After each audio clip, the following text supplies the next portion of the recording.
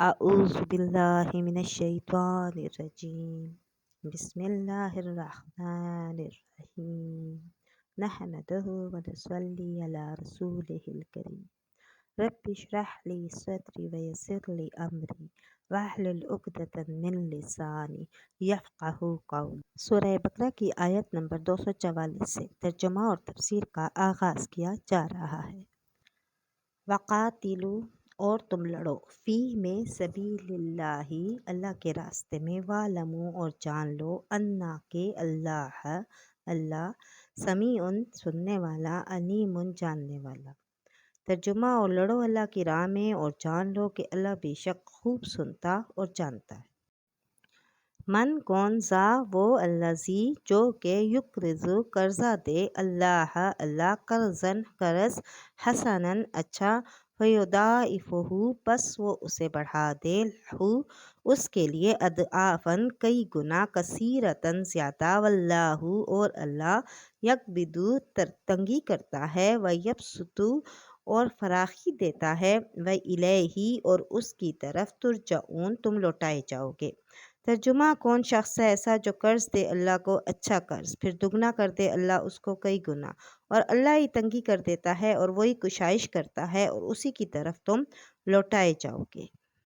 अलम तरा क्या तुमने नहीं देखा इलल मलाई जमात की तरफ मिम बनी इसराइल से मिम बादी बात से मूसा इज़ कालू मूसा अलैहिस्सलाम जब उन्होंने कहा नबी लहुम अपने नबी से मबअस मुकर्रर कर दे लना हमारे लिए मलिकन एक बादशाह नुकातिल हम लड़ेंगे फ़ी सबीलिल्लाही अल्लाह के रास्ते में। काल कहा उसने हल क्या असे तुम हो सकता है तुम इन अगर कुतिबा अलैकुमुल कितालो तुम पर फ़र्ज़ कर दी जाए जंग अल्लाह तुकातिलू तो तुम ना लड़ो। कालू वो कहने लगे वमा लना और हमें क्या अल्लाह के ना नुकातिला हम लड़ेंगे फ़ी सबीलिल्लाही अल्लाह की राह में।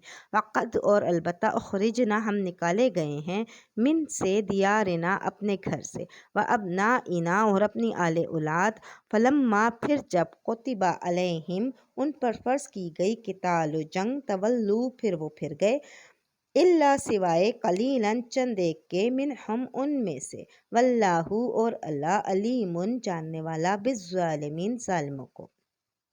तर्जुमा क्या नहीं देखा तुमने एक जमात बनी इसराइल को मूसा के बाद जब उन्होंने कहा अपने नबी से मुकर्रर करो हमारे लिए एक बादशाह ताकि हम लड़ें अल्लाह की राह में। पैगंबर ने कहा क्या तुमसे भी ये तवक्को है कि अगर हुक्म हो लड़ाई का तो तुम उस वक्त ना लड़ो। वो बोले हमको क्या कि हम ना लड़ें अल्लाह की राह में, हम तो निकाल दिए गए अपने घरों से और बेटों से।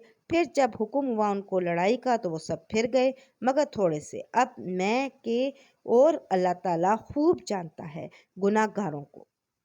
खुलासा तफसीर इस तरह है कि जिहाद वगैरह कार खैर में इन्फाक की तरहीब देते हुए कहा जा रहा है कि कौन शख्स है ऐसा जो अल्लाह ताला को कर्ज दे अच्छे तौर पर कर्ज देना यानी इखलास के साथ फिर अल्लाह ताला इस कर्ज के सवाब को बढ़ाकर बहुत से हिस्से को देवे और उसको अंदेशा मत करो कि खर्च करने से माल कम हो जाएगा क्योंकि ये तो अल्लाह ही के कब्ज़े में है, वही कमी करते हैं, वही फराखी करते हैं। कुछ खर्च करने ना करने पर उसका असली मदार नहीं और तुम उसी की तरफ बाद मरने के ले जाए जाओगे। सो उस वक्त नेक काम में खर्च करने की जज़ा और वाजिब मौका पर खर्च ना करने की सज़ा तुमको मिलेगी। मारिफ व मसाइल इस तरह से है कि कर्ज से मुराद नेक अमल करना और अल्लाह ताला के रास्ते में खर्च करना है। इसको कर्ज़ मजाजन कह दिया वरना सब अल्लाह ताला ही की मिल्क है। मतलब ये है कि जैसे कर्ज़ का एवज़ ज़रूरी दिया जाता है इसी तरह तुम्हारे इन्फाक का एवज़ भी ज़रूरी मिलेगा। और बढ़ाने का बयान एक हदीस में आया है कि एक खुरमा अल्लाह ताला के रास्ते में खर्च किया जाए तो अल्लाह ताला उसको इतना बढ़ाते हैं कि वो अहद के पहाड़ के बराबर हो जाता है। अल्लाह ताला को कर्ज देने का ये भी मतलब बयान किया गया है कि उसके बंदों को कर्ज दिया जाए और उनकी हाजित बरारी की जाए। चुनांचे हदीस में कर्ज देने की बहुत फजीलत वारिद हुई है। रसूलुल्लाह सल्लल्लाहु अलैहि वसल्लम ने फरमाया जो मुसलमान दूसरे मुसलमान को कर्ज दे देता है ये कर्ज देना अल्लाह ताला के रास्ते में इस माल के 2 दफ़ा सदका करने के बराबर है। ابن عربی فرماتے ہیں اس آیت کو سن کر لوگوں کے 3 فرقے ہو گئے۔ پہلا فرقہ ان بد نصیب لوگوں کا ہے جنہوں نے یہ آیت سن کر کہا کہ محمد صلی اللہ علیہ وآلہ وسلم کا رب ہماری طرح محتاج ہے اور ہم غنی ہیں۔ اس کا جواب میں قرآن کریم کی ایک اور آیت آئی کہ جس میں کہا گیا کہ لَقَدْ سَمِعَ اللَّهُ قَوْلَ الَّذِينَ قَالُوا إِنَّ اللَّهَ فَقِيرٌ وَنَحْنُ أَغْنِيَاءُ۔ اس سے زیادہ دوسرا فرقہ ان لوگوں کا آ جاتا ہے جنہوں نے اس آیت کو سن کر اس کے خلاف کیا اور بخل ہی کو اختیار کیا۔ مال کی طرف زیادہ رغبت اور اس کی حرص نے ان کو اس طرح باندھ لیا کہ ان کو اللہ تعالیٰ کے راستے میں خرچ کرنے کی توفیق ہی نہ ہوئی۔ تیسرا فرقہ ان مخلص مسلمانوں کا ہے جنہوں نے فوراً ہی اس آیت پر عمل کیا، اپنا پسندیدہ مال اللہ کے راستے میں دے دیا، جیسے کہ ابو الدہا وغیرہ۔ جب یہ آیت نازل ہوئی تو حضرت ابو الدہا نبی کریم صلی اللہ علیہ وآلہ وسلم کی خدمت میں حاضر ہوئی۔ آپ سے پوچھا، اللہ کے رسول، میرے ماں باپ آپ پر قربان ہو، اللہ تعالیٰ ہم سے قرض مانگتے ہیں حالانکہ وہ قرض سے مستثنیٰ ہیں۔ آپ صلی اللہ علیہ وآلہ وسلم نے فرمایا، ہاں اللہ تعالیٰ یہ چاہتے ہیں کہ اس کے ذریعے سے تم کو جنت میں داخل کر دیں۔ ابو الدہا نے یہ سن کر کہا، اللہ تعالیٰ کے رسول ہاتھ بڑھائیں۔ آپ نے اپنا ہاتھ بڑھا دیا۔ ابو الدہا نے کہنا شروع کیا۔ آپ نے ان سے فرمایا، اے اللہ، ایک اللہ کے راستے میں وقف کر دو اور دوسرا اپنے اہل و عیال کی معاشی ضرورت کے لیے باقی رکھ دو۔ ابو الدہا نے کہا، آپ گواہ رہیے، ان دونوں میں سے بہترین باغ جس میں کھجور کے 600 درخت ہیں، اس کو میں اللہ کے راستے میں خرچ کرتا ہوں۔ آپ نے فرمایا، اللہ تمہیں اس کے بدلے میں جنت عطا کریں گے۔ ابو الدہا اپنے گھر جب واپس آئے تو بیوی کو اس کی اطلاع دے دی۔ وہ بھی ابو الدہا کے اس بہترین سودے پر خوش ہوئیں۔ رسول اللہ صلی اللہ علیہ وآلہ وسلم نے فرمایا، کھجوروں سے لبریز بے شمار درخت اور کشادہ محلات کس قدر ابو الدہا کے لیے تیار ہیں، یعنی جنت میں۔ قرض میں واپسی کے وقت اگر زیادتی کی شرط نہ ٹھہرائی گئی ہو اور اپنی طرف سے قرض میں کچھ زیادہ ادا کر دیا ہو تو یہ پسندیدہ ہے۔ رسول اللہ صلی اللہ علیہ وآلہ وسلم نے فرمایا، تم میں سے بہترین شخص وہ ہے جو اپنے حق یعنی قرض کو اچھے طریقے سے ادا کرے، لیکن اگر زیادتی کی شرائط ٹھہرائی گئی تو وہ حرام ہے اور وہ سود ہے۔ خلاصہ تفسیر کچھ اس طرح سے ہے کہ ربط آیات ان کا یہ ہے کہ مقصود اس مقام میں زیادہ تر ترغیب قتال کی ہے۔ اوپر کا مضمون جس کی تمید انفاق کے فی سبیل اللہ کا مضمون اسی کی تائید ہے۔ آگے طالوت و جالوت کا قصہ اسی کی تاکید ہے۔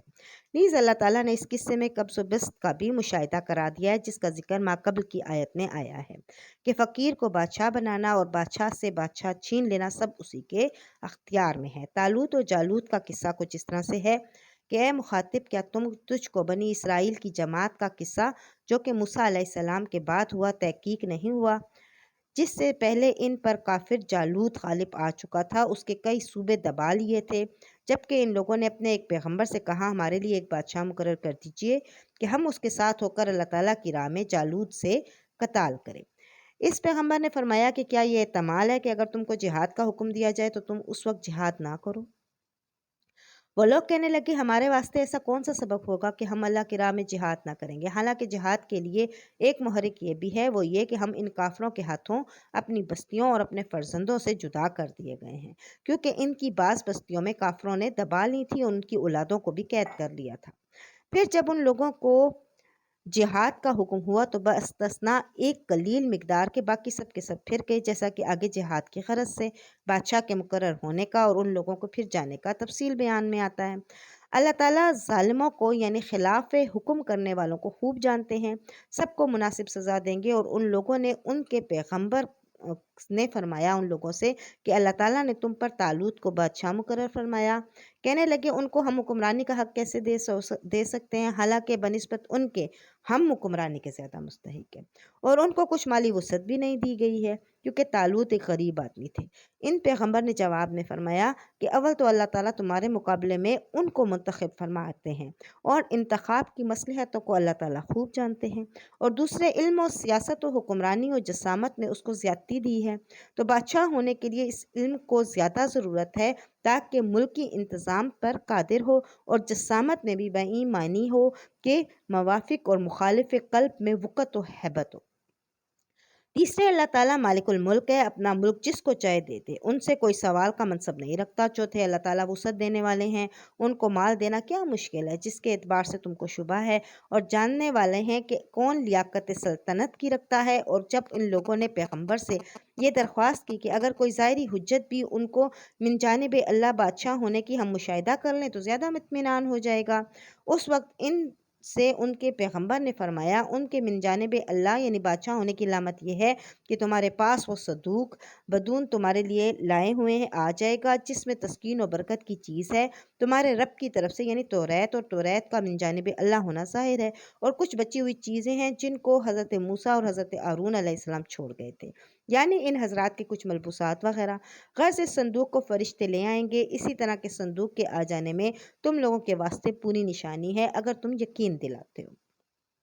اور پھر جب بنی اسرائیل نے طالوت کو بادشاہ تسلیم کر لیا اور جالوت کے مقابلے کے لیے جمع ہو گئے، اور طالوت فوجوں کو لے کر اپنے مقام یعنی بیت المقدس سے عمالقہ کی طرف چلے، تو انہوں نے اپنے ہمراہی پیغمبر کی وحی کے ذریعے دریافت کر کے ساتھیوں سے کہا کہ اب حق تعالیٰ استقلالی و بے استقلالی میں تمہارے امتحان کریں گے، ایک نہر کے ذریعے جو راہ میں آئے گی، اور تم شدت تشنگی کے وقت اس پر گزرو گے، سو جو شخص اس سے افراد کے ساتھ پانی پیے گا وہ اپنے ساتھیوں میں نہیں، اور جو اس کو زبان پر بھی نہ رکھے، یعنی اصل حکم یہی ہے اور میرے ساتھیوں میں ہے، لیکن جو شخص اپنے ہاتھ سے ایک چلو بھر لے تو اتنی رخصت ہے۔ غرض وہ نہر راستے میں آئی، پیاس کی تھی شدت، سو سب نے اس سے بے تحاشا پینا شروع کر دیا، مگر تھوڑے سے آدمیوں نے ان میں سے احتیاط کی، کسی نے بالکل نہ پیا، کسی نے چلو سے زیادہ نہ پیا۔ سو جب طالوت اور وہ جو مومنین ان کے ہمراہ تھے نہر سے پار اتر گئے، اپنے مجمع کو دیکھا تو تھوڑے سے آدمی رہ گئے۔ اس وقت بعض آدمی آپس میں کہنے لگے آج تو ہمارا مجمع اتنا کم ہے کہ اس حالت سے ہم جالوت اور اس کے لشکر کے مقابلے کی طاقت معلوم نہیں ہو سکتی۔ یہ سن کر ایسے لوگ جن کو یہ خیال پیش نظر تھا کہ وہ اللہ تعالیٰ کے روبرو پیش ہونے والے ہیں، کہنے لگے کہ کثرت سے ایسے واقعات ہو چکے ہیں کہ بہت سی چھوٹی چھوٹی جماعتیں بڑی بڑی جماعتوں پر خدا کے حکم سے غالب آ گئی ہیں۔ اصل چیز استقلال ہے اور اللہ تعالیٰ استقلال کرنے والوں کا ساتھ دیتے ہیں۔ اور جب دیار عمالقہ میں پہنچے اور جالوت اور اس کی فوجوں کے سامنے آ گئے تو دعا میں حق تعالیٰ سے کہنے لگے اے ہمارے پروردگار، ہم پر یعنی ہمارے قلوب پر استقلال غیب سے نازل فرمائیے، اور مقابلے کے وقت ہمارے قدم جمائے رکھیے، اور ہم کو اس کافر قوم پر غالب کیجیے۔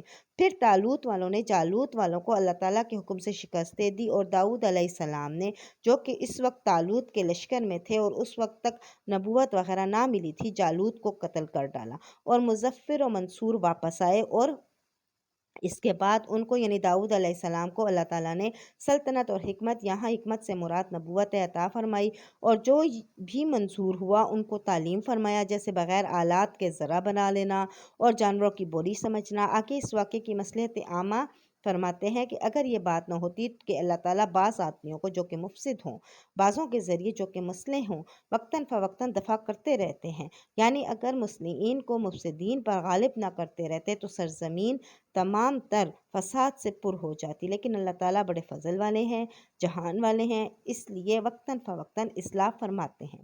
معارف و مسائل کچھ اس طرح سے ہے کہ ان بنی اسرائیل نے حق تعالیٰ کے احکام کو چھوڑ دیا تھا، کفار عمالقہ پر مسلط کر دیے گئے تھے۔ اس وقت ان لوگوں کو اصلاح کی فکر ہوئی، اور جس نبی کا یہاں ذکر ہے ان کا نام شموئیل ہے۔ بنی اسرائیل میں ایک صندوق چلا آتا تھا جس میں برکات تھے، حضرت موسیٰ علیہ السلام کے، انبیاء علیہ السلام کے۔ بنی اسرائیل اس صندوق کو لڑائی میں آگے رکھتے، اللہ تعالیٰ اس کی برکت سے فتح دیتا۔ جب جالوت بنی اسرائیل پر غالب آیا تو یہ صندوق بھی وہ لے کر چلا گیا۔ جب اللہ تعالیٰ کو صندوق کا پہنچانا منظور ہوا تو یہ کیا کہ وہ کافر جہاں صندوق کو رکھتے وہاں وبا اور بلا آ گئی، 5 شہر ویران ہو گئے، ناچار ہو کر 2 بیلوں پر اس کو لاد کر ہانک دیا، فرشتے بیلوں کو ہانک کر طالوت کے دروازے پر پہنچا گئے۔ بنی اسرائیل اس نشانی کو دیکھ کر طالوت کے بادشاہ ہونے پر یقین لے آئے، اور طالوت نے جالوت پر فوج کشی کی، اور موسم اس وقت نہایت گرم تھا۔ صدق اللہ العلی العظیم۔